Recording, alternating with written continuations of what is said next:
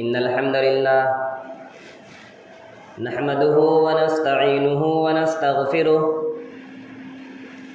ونعوذ بالله من شرور أنفسنا ومن سيئات أعمالنا من يهده الله فلا مضل له ومن يضلل فلا هادي له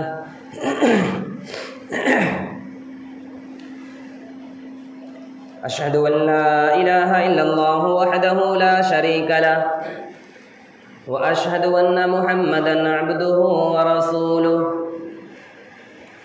يا أيها الذين آمنوا اتقوا الله حق تقاته ولا تموتن إلا وأنتم مسلمون يا أيها الناس اتقوا ربكم الذي خلقكم من نفس واحدة وخلق منها زوجها وبث منهما رجالا كثيرا ونساء واتقوا الله الذي تساءلون به والأرحام إن الله كان عليكم رقيبا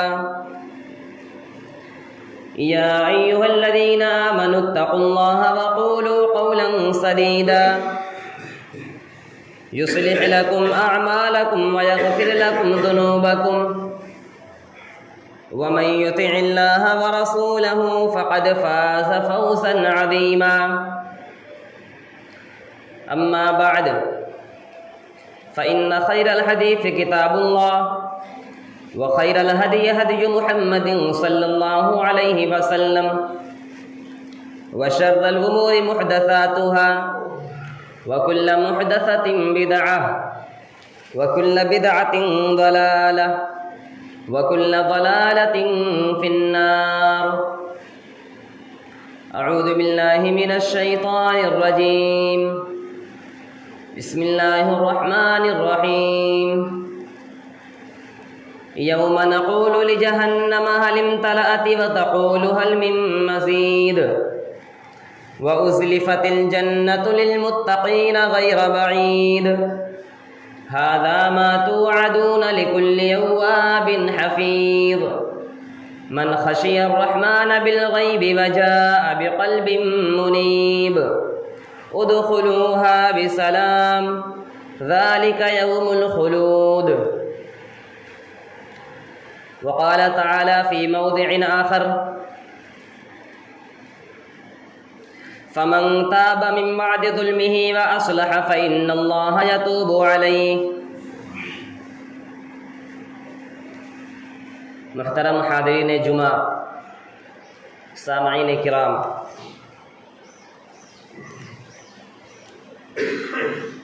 آج جمعہ کا دن ہے جو تمام دنوں کا سردار ہے، جسے تمام دنوں پر فضیلت حاصل ہے. تو ظاہر سی بات ہے کہ آج کے دن کی جانے والی تمام عبادات بھی دیگر تمام دنوں سے اہمیت کی حامل ہوں گی. اسی لیے جمعہ کے دن کو عید کا دن کہا گیا، اور اسی لیے اللہ کے نبی صلی اللہ علیہ وسلم نے اس کی فضیلت بیان کرتے ہوئے ارشاد فرمایا کہ جمعہ کے دن جو انسان سب سے پہلے مسجد میں آتا ہے اسے اونٹ صدقہ کرنے کے برابر ثواب دیا جاتا ہے، جو اس کے بعد آتا ہے اسے گائے صدقہ کرنے کے برابر ثواب دیا جاتا ہے. اللہ کے نبی کے اس ارشاد کا مطلب کیا ہے؟ مطلب یہ ہے کہ جمعہ کا دن انتہائی فضیلت کا حامل ہے، اور آج کے دن ہر انسان کو بڑھ چڑھ کر کے ثواب حاصل کرنے کی کوشش کرنی چاہیے. لیکن مقام افسوس ہے کہ ہم سب لوگ یہ جانتے ہوئے بھی کہ آج کے دن کی بے انتہا فضیلت ہے، لیکن اس فضیلت کو حاصل کرنے کی کوشش نہیں کرتے. ہم سب جانتے ہیں کہ جب جمعہ کی اذان دے دی جاتی ہے تو مسجد کے دروازے پر بیٹھے ہوئے فرشتے اپنا رجسٹر بند کر دیتے ہیں۔ اذان کے بعد آنے والے انسان کا نام فرشتوں کے رجسٹر میں نہیں لکھا جاتا ہے۔ اس سے بڑھ کر کے محرومی اور کیا ہو سکتی ہے کہ جو عید کا دن ہے، جس کی انتہائی فضیلت ہے، اس دن بھی فرشتوں کے رجسٹر میں ہمارا نام موجود نہ ہو۔ اللہ اکبر، کتنی بڑی محرومی کی بات ہے۔ اس لیے ہر مسلمان کو جسے اس بات کا علم ہے کہ جمعہ کا دن فضیلت کا دن ہے، جمعہ کا دن عبادات کا دن ہے، جمعہ کا دن رب العالمین کی رحمت کا دن ہے، جمعہ کا دن قبولیت دعا کا دن ہے، ہر انسان کو اس میں رغبت کرنی چاہیے اور اذان سے کافی پہلے مسجد میں آ کر کے رب العالمین کی حمد و ثنا بیان کرنی چاہیے، رب العالمین کا ذکر کرنا چاہیے، تاکہ ہم رب العالمین کے مقرر کردہ نعمتوں سے، رب العالمین کی مقرر کردہ رحمتوں سے فائدہ اٹھا سکیں اور ہمیں اس کا بہترین اور مکمل اجر و ثواب حاصل ہو سکے۔ فرشتوں کے رجسٹر میں ہم اپنا نام درج کرا سکیں تاکہ کل قیامت کے دن ہم رب العالمین کی بارگاہ میں یہ کہہ سکیں کہ رب العالمین ہم تیری عبادت کے لیے پہل کر کے جایا کرتے تھے، تیری عبادت سے ہم غافل نہیں رہا کرتے تھے۔ تو نے قرآن مجید میں ارشاد فرمایا تھا کہ جب جمعہ کی اذان دے دی جائے اپنے تمام کام کو بند کر دو، اس کے بعد دنیا کا کوئی کام نہیں کیا جا سکتا۔ ہم تیری عبادت میں رغبت کیا کرتے تھے، ہمارے پاس کہنے کو جواب موجود ہو، ہمارے پاس وجہ موجود ہو۔ اسی لیے ہر مسلمان کو جو رب العالمین پر ایمان رکھتا ہے اور اس کی عبادت کرنے میں راغب ہے، رغبت دکھاتا ہے، اس کی عبادت کرنے میں پہل کرتا ہے، اس کے لیے لازم ہے کہ جمعہ کے دن کو غنیمت جانتے ہوئے جمعہ کے دن پہلے مسجد میں حاضر ہو اور رب العالمین کی حمد و ثنا، رب العالمین کا ذکر کرنے میں پہل کرے۔ محترم سامعین کرام، رمضان المبارک کا مہینہ چل رہا ہے۔ یہ مہینہ ہمارے درمیان رحمت و مغفرت لے کر کے آتا ہے۔ رمضان ماہ غفران ہے، رمضان کے مہینے میں رب کائنات ہمارے گناہوں کو بخشا کرتا ہے۔ اسی لیے اللہ کے نبی نے کیا فرمایا تھا؟ وَلِلَّهِ عُتَقَاءُ مِنَ النَّارِ، کہ رمضان کی راتوں میں ہر رات رب العالمین کچھ لوگوں کو جہنم سے آزاد کیا کرتا ہے۔ اس لیے ہمیں چاہیے کہ ہم اپنے گناہوں کی معافی مانگیں، رب العالمین سے اپنے گناہوں کی بخشش طلب کریں۔ جو گناہ ہم سے جانے انجانے میں ہو چکے ہیں ان کی بخشش طلب کریں، اس لیے کہ کوئی بھی انسان پارسا نہیں ہے، کوئی بھی انسان مکمل گناہوں سے اجتناب کرنے والا نہیں ہے۔ انسان کا مطلب ہی ہے کہ انسان غلطی کرے گا۔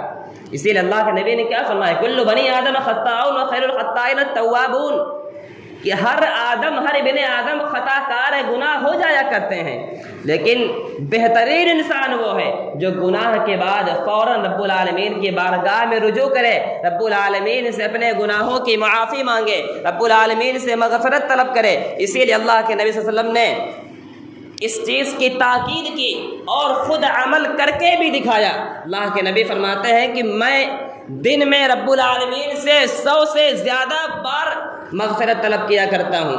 صحابہ کرام نے سوال کیا، اللہ کے نبی آپ کے تو تمام گناہ معاف کر دیے گئے، آپ کو مغفرت طلب کرنے کا، اپنے گناہوں سے معافی مانگنے کا کیا مطلب رہ جاتا ہے؟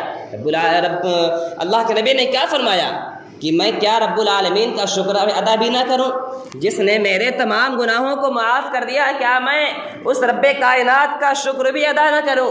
اسی لیے اللہ رب العالمین فرماتا ہے وَتُوبُوا إِلَى اللَّهِ جَمِيعًا أَيُّهَا الْمُؤْمِنُونَ لَعَلَّكُمْ تُفْلِحُونَ، کہ لوگوں تم سب کے سب رب العالمین کی طرف رجوع کرو، رب العالمین سے توبہ کرو تاکہ تم کامیاب ہو سکو۔ مطلب کیا نکلا کہ اگر ہم کامیاب ہونا چاہتے ہیں، اگر آخرت کے دن ہم اپنی کامیابی چاہتے، ہمیں چاہیے کہ ہم رب العالمین سے اپنے گناہوں کی معافی مانگتے رہیں، اور گناہوں کی معافی مانگنے پر بھی بڑا اجر و ثواب بیان کیا گیا۔ صرف اتنا ہی نہیں کہ ہمارے گناہ معاف کر دیے جائیں گے، اللہ اکبر، رب العالمین کا کرم دیکھیے۔ رب کائنات نے کیا فرمایا؟ الا من تاب وآمن وعمل عملا صالحا فاولئک یبدل اللہ سیئاتہم حسنات۔ رب کائنات فرماتا ہے جو انسان گناہ کرنے کے بعد توبہ کرتا ہے اور اپنی اصلاح کرتا ہے، نیک عمل کرتا ہے، ایمان لاتا ہے، اعمال صالحہ کرتا ہے، اس کا فائدہ کیا ہوتا ہے؟ فَأُولَٰئِكَ يُبَدِّلُ اللَّهُ سَيِّئَاتِهِمْ حَسَنَاتٍ، اللہ رب العالمین اس کے گناہوں کو بھی نیکیوں میں بدل دیا کرتا ہے۔ اللہ اکبر۔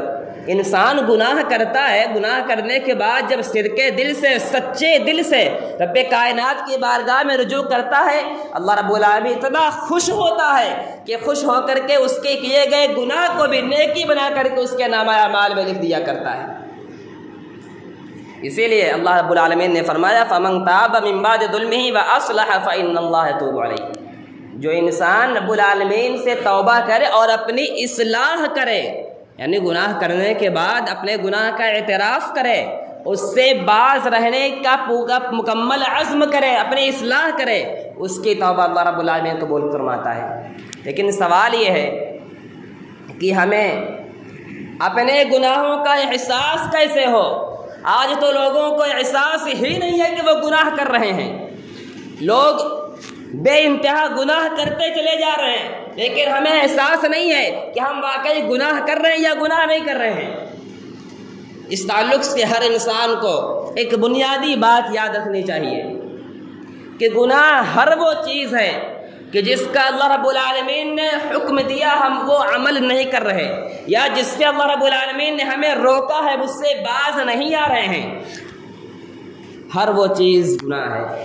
اور ہر انسان اپنے بارے میں زیادہ جاننے والا ہے کہ وہ کون سے اعمال کر رہا ہے، کن چیزوں سے رک رہا ہے، کن چیزوں کو وہ کر رہا ہے، ہر انسان اپنے بارے میں زیادہ جاننے والا ہے۔ رب العالمین نے ہمیں جن چیزوں کے کرنے کا حکم دیا، اگر ہم وہ تمام چیزیں کر رہے ہیں تب تو ٹھیک ہے، لیکن اگر رب العالمین نے ہمیں جن کاموں کا حکم دیا ہے ان کاموں سے ہم غفلت برت رہے ہیں، ان کاموں سے ہم غافل ہیں۔ رب العالمین ہمیں نماز کے لیے حکم دیتا ہے، اگر ہم نماز نہیں پڑھتے ہیں خشوع و خضوع کے ساتھ رب العالمین کو حاضر و نادر مانتے ہوئے اگر ہم نماز نہیں پڑھتے ہیں، یا رب العالمین نے ہمیں روزے کا حکم دیا ہے، رب العالمین نے ہم پر روزے کو فرض کیا اور ہم روزہ نہیں رکھ رہے ہیں، رب العالمین نے ہمارے اوپر زکوٰۃ کو فرض کیا، جو رزق رب کریم ہمیں عطا فرماتا ہے، رب کریم ہم سے سوال بھی کرتا ہے تو اس میں سے زکوٰۃ ادا کرو، اگر ہم زکوٰۃ ادا نہیں کر رہے ہیں، اس طریقے کے بہت سارے اعمال ہیں جن کا رب العالمین ہم سے تقاضا کرتا ہے،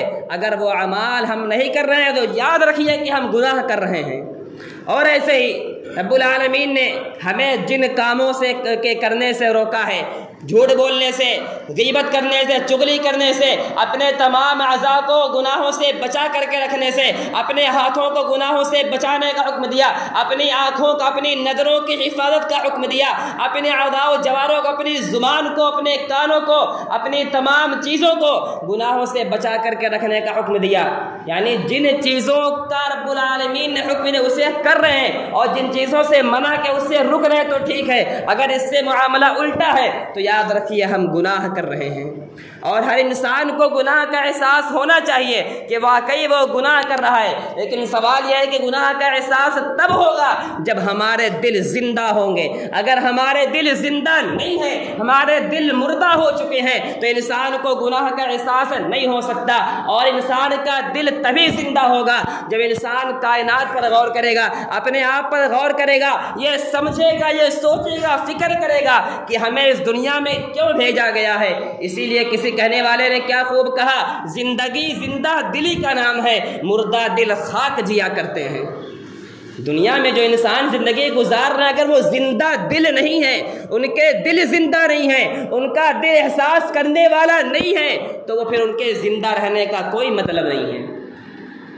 اسی لیے رب کریم نے قرآن مجید میں ارشاد فرمایا افلم یسیروا فی الارض فتکون لهم قلوب یعقلون بها او آذان یسمعون بها فانها لا تعمی الابصار ولکن تعمی القلوب التي فی الصدور۔ لوگوں تم زمین میں سیر کیوں نہیں کرتے، تم زمین میں سفر کیوں نہیں کرتے تاکہ تم ہماری نشانیوں کو دیکھو، تاکہ تمہارے دل سمجھنے والے بنے، تاکہ تمہارے کان کچھ سننے والے بنے۔ فانها لا تعمی الابصار ولکن تعمی القلوب التي فی الصدور۔ رب کریم نے کیا بہترین بات فرمائی، فرمایا صرف آنکھ اندھی نہیں ہوتی ہے، نابینا آنکھ نہیں ہوتی، آنکھ سے بینائی نہیں جاتی ہے، انسان کا دل بھی اندھا ہو جایا کرتا ہے۔ فإنها لا تعمل ابصار ولكن تعمل قلوب التي في الصدور. انسان کے سینے میں جو دل موجود ہے وہ دل بھی انسان کا اندھا ہو جاتا ہے. یعنی انسان کا دل جب مردہ ہو جاتا ہے تو اسے اپنے کیے کا احساس نہیں ہوتا. وہ کیسے اعمال کر رہا ہے, رب العالمین کے فرما برداری کر رہا ہے کہ نہیں کر رہا ہے, رب العالمین نے جن چیزوں کے کرنے سے روکا ہے ان سے اپنے آپ کو روک رہا ہے کہ نہیں روک رہا ہے, اس کا اسے اندازہ نہیں ہوتا. اسی طرح رب العالمین نے فرمایا وَلَقَدْ ذَرَأْنَا لِجَهَنَّمَ كَثِيرًا مِنَ الْجِنِّ وَالْإِنسِ لَهُمْ قُلُوبٌ لَا يَفْقَهُونَ بِهَا وَلَهُمْ أَعْيُنٌ لَا يُبْصِرُونَ بِهَا وَلَهُمْ آذَانٌ لَا يَسْمَعُونَ بِهَا أُولَٰئِكَ كَالْأَنْعَامِ بَلْ هُمْ أَضَلُّ. غور کیجئے گا, رب کریم کہتا ہے کہ ہم نے بہت سے انسانوں جناتوں کو جہنم کے لیے پیدا کیا. مطلب یہ ہے کہ وہ ایمان نہیں لائیں گے. اور رب العالمین آگے کیا فرماتا ہے لَهُمْ قُلُوبٌ لَا يَفْقَهُونَ بِهَا. دل تو رکھتے ہیں, ان کے سینے میں دل موجود ہے, لیکن اپنے دل کو وہ کسی چیز کو سمجھنے میں استعمال نہیں کرتے ہیں.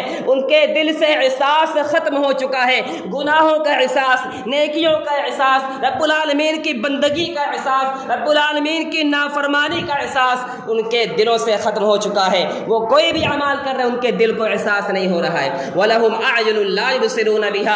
ان کے پاس آنکھ تو ہے لیکن اپنی آنکھ کو وہ دیکھنے میں استعمال نہیں کر رہے ہیں. وَلَهُمْ آذَانٌ لَا يَسْمَعُونَ بِهَا. ان کے پاس کان تو موجود ہے, دیگر تمام چیزیں سنتے ہیں, لیکن رب العالمین کے نصیحت کی چیزیں, رب العالمین کے فرمان کو وہ اپنے کانوں سے نہیں سنتے ہیں. سنتے بھی ہیں, ایک کان سے سنتے ہیں, دوسرے کان سے نکال دیتے ہیں. آگے رب العالمین نے بہت بڑی بات فرمائی. کیا فرمایا أُولَٰئِكَ كَالْأَنْعَامِ بَلْ هُمْ أَضَلُّ. جو لوگ دل رکھتے ہیں سمجھتے نہیں, کان رکھتے ہیں سنتے نہیں, آنکھ رکھتے ہیں دیکھتے نہیں, ان کی حالت کیسی ہے اولئک کالانعام بل هم اضل.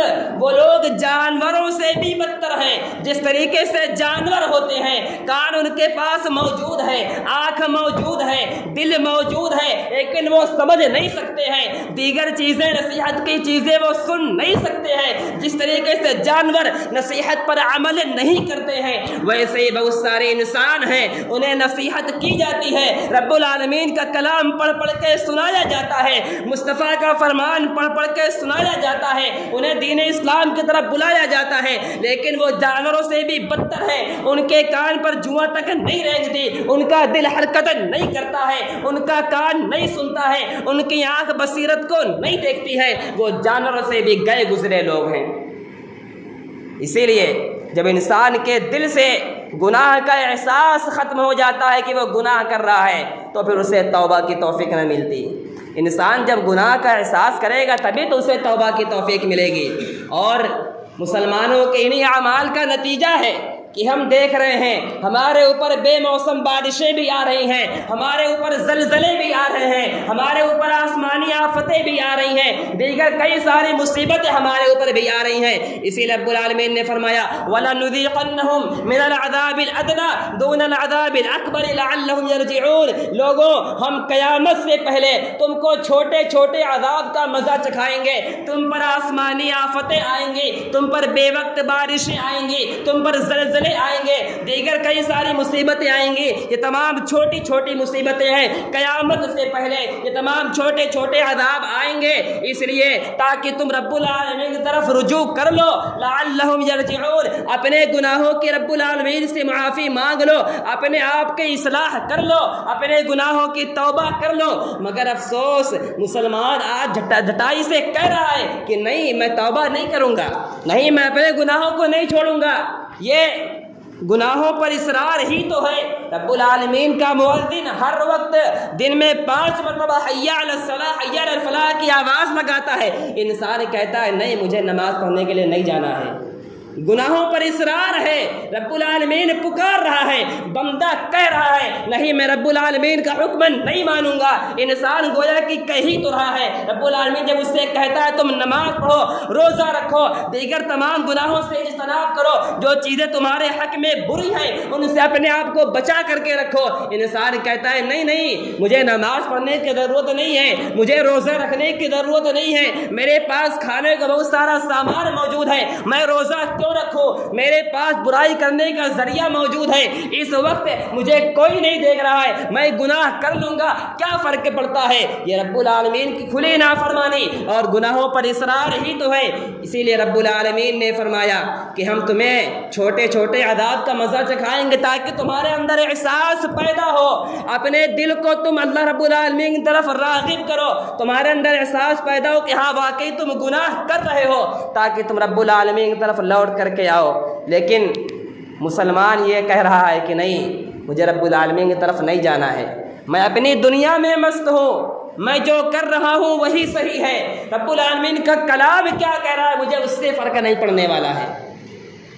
اور غور کرنے کی چیز یہ ہے، انسان جب پہلی مرتبہ گناہ کرتا ہے اسے احساس ہوتا، اسے تھوڑی سی حیا، تھوڑی سی جھجک محسوس ہوتی ہے۔ کوئی بھی انسان یا ہر انسان کو اس بات کا تجربہ بالکل ہوگا کہ جب اس سے پہلی مرتبہ کوئی گناہ سرزد ہوتا ہے، اور جب وہ پہلی مرتبہ کوئی برائی، کوئی گناہ کرتا ہے، اس کے دل میں کھٹک محسوس ہوتی ہے کہ ہاں یہ کام میں نے غلط کیا ہے۔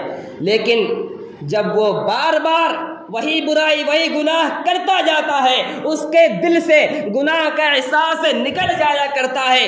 اسی لیے اللہ کے نبی نے فرمایا تھا کہ جب تم کوئی برائی کرتے ہو تمہارے دل پر ایک سیاہ دھبا لگا دیا جاتا ہے، جب تم توبہ کر لیتے ہو وہ دھبا، وہ سیاہ نقطہ تمہارے دل سے صاف کر دیا جاتا ہے۔ لیکن جب کوئی انسان گناہ پر اصرار کرتا ہے، مسلسل وہ گناہ کرتا جاتا ہے، وہ جس کے دل پر وہ کالا دھبا بڑھتا جاتا ہے، یہاں تک کہ اس کا دل انتہائی سیاہ ہو جاتا ہے، اور پھر اس پر نصیحت عمل نہیں کیا کرتی ہے، اس پر نصیحت اثر نہیں کرتی ہے۔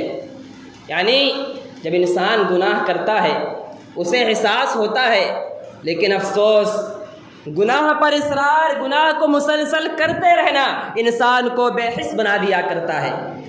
انسان کے اندر دو قسم کا نفس ہے، ایک نفس امارہ ہے، ایک نفس لوامہ ہے۔ ہر انسان اس بات کا تجربہ کرتا ہے کہ جب وہ کوئی گناہ کرنے جاتا ہے تو اس کے دل سے ایک آواز یہ آتی ہے کہ گناہ سے باز رہ، رب العالمین تجھے دیکھ رہا ہے۔ دوسری طرف یہ آواز آتی ہے گناہ کر لو، یہاں دنیا میں تمہیں کوئی دیکھنے والا نہیں ہے۔ انسان دونوں قسم کی آوازوں کے درمیان رہتا ہے۔ ایک طرف سے آواز آتی ہے گناہ کرنے والا، گناہ کو دیکھنے والا کوئی نہیں، گناہ کر لو۔ دوسری طرف دل کہتا ہے گناہ سے باز رہ جاؤ، یہ برا کام ہے، برائی کا کام ہے۔ لیکن پھر بھی انسان ہے، غلطی ہو جاتی ہے۔ جب انسان گناہ کر بیٹھے، رب العالمین نے کیا فرمایا؟ والذین اذا فعلوا فاحشۃ او ظلموا انفسهم ذکروا اللہ فاستغفروا لذنوبهم۔ جب تم گناہ کر بیٹھو، کوئی برائی کر لو، تو اس وقت رب العالمین کا ذکر کرو، رب العالمین سے اپنے گناہوں پر استغفار کرو۔ اور جب انسان گناہ کرنے کے بعد فوراً اس کے دل میں احساس ہوا مجھ سے غلطی ہو چکی ہے، میں نے گناہ کر لیا ہے، فوراً رب العالمین کی بارگاہ میں رجوع کرتا، رب العالمین بہت خوش ہوتا ہے۔ رب العالمین جانتا ہے انسان ہے، غلطی ہو جاتی ہے، لیکن جب انسان غلطی کرنے کے بعد رب العالمین کی طرف رجوع کرتا ہے، اس سے معافی مانگتا ہے، رب العالمین فوراً اس کو معاف کر دیا کرتا ہے۔ اسی لیے اللہ نے فرمایا جب بھی گناہ کرو رب العالمین کا ذکر کرو، اپنے گناہوں کا پر استغفار کرو اور اپنے گناہوں کی معافی مانگو، رب العالمین معاف کر دینے والا ہے۔ لیکن آج معاشرے کے اندر حالت یہ ہے کہ ایک انسان گناہ کرنے کے بعد رب العالمین سے معافی مانگنا تو دور، اسے اپنے گناہوں پر احساس نہیں ہوتا، اور احساس نہ ہونا بھی چھوٹی بات ہے، انسان اپنے گناہوں پر فخر کرتا ہے۔ انسان گناہ بھی کرتا ہے اور گناہ کرنے پر وہ فخر بھی کر رہا ہے۔ آج ہم اپنے معاشرے میں دیکھ رہے ہیں لوگ کھلم کھلا گناہ کرتے ہیں، اور گناہ کرنے کے بعد یہ دعویٰ بھی کرتے ہیں میں نے فلاں کام کر لیا اور مجھے فلاں کام کرنے سے فلاں فائدے حاصل ہو چکے ہیں۔ آج ہم دیکھتے ہیں نوجوانوں کے اندر غیر محرم سے رشتے مضبوط تر ہوتے چلے جا رہے ہیں، ایک دوسرے پر فخر سے کہتے ہیں میں نے فلاں سے رابطہ قائم کیا ہوا ہے، میں فلاں سے بات چیت کر رہا ہوں، میں ایسا کر رہا ہوں۔ ایک انسان اس دنیا میں رہتے ہوئے اپنے آپ کو رب العالمین کی نافرمانی میں لگائے ہوئے ہے اور یہ کہہ بھی رہا ہے کہ میں رب العالمین کی فلاں نافرمانی کر رہا ہوں۔ انسان آج اپنے وضاحت کو، اپنے چہرے کو بگاڑ کر کے فخر محسوس کر رہا ہے۔ انسان کے چہرے پر رب العالمین نے داڑھی اگائی، انسان اس کو صاف کر کے کہتا ہے میں نے خوبصورت چہرہ بنا لیا ہے۔ اللہ اکبر۔ رب العالمین نے فرمایا تھا لقد خلقنا الانسان فی احسن تقویم، ہم نے انسان کو خوبصورت بنایا ہے۔ رب العالمین نے انسان کو خوبصورت بنایا، جس نے ہمیں بنایا وہ خود کہہ رہا ہے ہم نے انسان کو خوبصورت بنایا۔ اس نے مرد کے چہرے پر داڑھی اگائی، لیکن آج وہی مرد داڑھی کو صاف کر کے کہہ رہا ہے کہ اب میں خوبصورت ہوں۔ گویا کہ رب العالمین کا کلام جھوٹا ہے، گویا کہ رب العالمین کا فرمان جھوٹا ہے۔ آج لوگوں کی حالت یہ ہو چکی ہے اپنے بالوں کو ایسے اسٹائل میں کٹا کر کے فخر کرتے ہیں جس کے کرنے سے اللہ کے نبی نے منع کیا تھا۔ ایسے کپڑے لوگ پہن رہے ہیں جس کے پہننے سے رب کریم نے اور رحمت للعالمین نے منع کیا، لیکن افسوس لوگ ان گناہوں کے کرنے پر فخر محسوس کرتے ہیں۔ ہم نے ترقی کر لی ہے، ہم دنیا کے ساتھ چلنا سیکھ چکے ہیں، ہم ترقی کر چکے ہیں، لہذا اب ہم ترقی کر گئے اس لیے ہمیں اب اس کے کرنے پر کوئی شرم محسوس نہیں ہوتی۔ ہم بلکہ ترقی کر کے لوگوں کے ساتھ قدم سے قدم ملا کر کے دنیا کے ساتھ چلنے لگے ہیں، گویا کہ ہم اپنے گناہوں پر فخر کر رہے ہیں۔ مثالیں بہت ساری ہیں، ایسے ہی حقوق العباد کا معاملہ لے لیجئے، اور حقوق العباد میں جو ایمان کا سب سے کمتر درجہ ہے، یعنی راستے کی صاف صفائی کرنا، اپنے گھر کے سامنے کوڑا کچرا نہ پھینکنا۔ اللہ کے نبی نے کیا فرمایا؟ الایمان بضع وسبعون شعبہ فافضلها قول لا الہ الا اللہ وادناها اماطۃ الاذى عن الطریق، یعنی ایمان کے 70 سے زائد شاخیں ہیں، ایمان کے 70 سے زائد حصے ہیں۔ ایمان کا سب سے اول درجہ ہے کہ انسان کہے لا الہ الا اللہ، اور ایمان کا سب سے کمتر درجہ ہے کہ انسان راستے سے تکلیف دہ چیزوں کو ہٹا دے۔ آج حالت یہ ہے، مسلم معاشرے کی حالت یہ ہے کہ ان کے اندر سے ایمان کا ادنا درجہ بھی رخصت ہو چکا ہے، جس کے بارے میں اللہ کے نبی نے فرمایا تھا ایمان کا سب سے کمتر درجہ یہ ہے انسان راستے سے تکلیف دہ چیز کو ہٹا دے، راستے میں صاف صفائی رکھے۔ آج مسلمان محلوں کی حالت یہ ہو چکی ہے کہ وہ راستے میں اپنے گھر کی نالی بہا رہے ہیں اور راستے میں پانی بھر کر کے گندگی پھیلا کر کے کوڑے کچرے پھینک کر کے مسلمانوں کو، راہ چلنے والوں کو تکلیف دے رہے ہیں۔ مطلب کیا نکلا؟ مسلمانوں کے دلوں سے ایمان کا ادنا درجہ بھی رخصت ہو چکا ہے۔ گویا کہ ایمان کے 70 سے زائد حصے ہیں، ان 70 حصوں میں سب سے کمتر درجہ راستے سے تکلیف دہ چیز کو ہٹا دینا تھا، لیکن افسوس مسلمانوں کے دلوں سے وہ کمتر درجہ بھی رخصت ہو چکا ہے۔ تو غور کیجئے اس سے جو بڑھ کر کے درجے ہیں، ایمان کے جو اعلیٰ درجے ہیں، اس سے مسلمان کتنے حد تک محروم ہوں گے۔ جب ایمان کا ادنا درجہ بھی ان کے اندر موجود نہیں ہے تو وہ ایمان کے اعلیٰ درجے سے کیسے وہ ایمان کا اعلیٰ درجہ ان کے اندر کیسے محفوظ رہ سکتا ہے؟ اور جب انسان گناہ کرتا ہے، گناہ کرنے پر گناہ پر فخر بھی کرتا ہے، ایسے گناہ رب العالمین معاف نہیں کیا کرتا ہے۔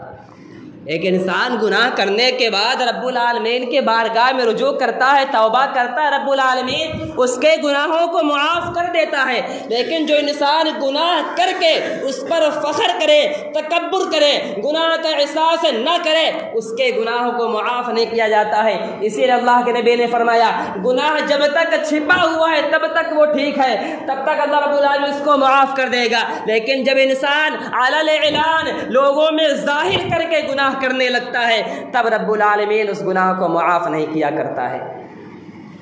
اور گناہ کا ارتکاب کرتے ہوئے جب ہمارے دل میں تھوڑا سا احساس پیدا بھی ہوتا ہے کہ ہاں ہم سے گناہ سرزد ہو رہا ہے، ہمیں اپنے گناہوں کی معافی مانگنی چاہیے، اس وقت شیطان ہمارے پاس آتا ہے اور یہ کہتا ہے ابھی تمہارے پاس بہت سارا وقت موجود ہے، تمہارے پاس بڑے عمر پڑی ہے، ابھی تم گناہوں کی معافی مانگ کر کے کیا کرو گے، ابھی تم پرہیزگاری اختیار کر کے کیا کرو گے، ابھی تم جوان ہو، اپنی جوانی کا مزہ لوٹ لو، ابھی تمہارے پاس بڑھاپا موجود ہے، بڑھاپے میں جا کر کے معافی مانگ لینا۔ یاد رکھیے شیطان کی یہ سب سے بڑی چال ہے، اور اسی چال کے ذریعے شیطان کبھی بھی انسان کو معافی مانگنے نہیں دیتا ہے۔ سوال یہ ہے کہ انسان توبہ کرنے سے کیوں رکتا ہے؟ ہم توبہ کیوں نہیں کرتے ہیں؟ کیا ہمیں شرم آتی ہے؟ تو غور کیجئے، رب العالمین سے کیا شرم کرنا؟ جس نے ہمارے پورے وجود کو پیدا کیا اس سے کیا شرم کرنا؟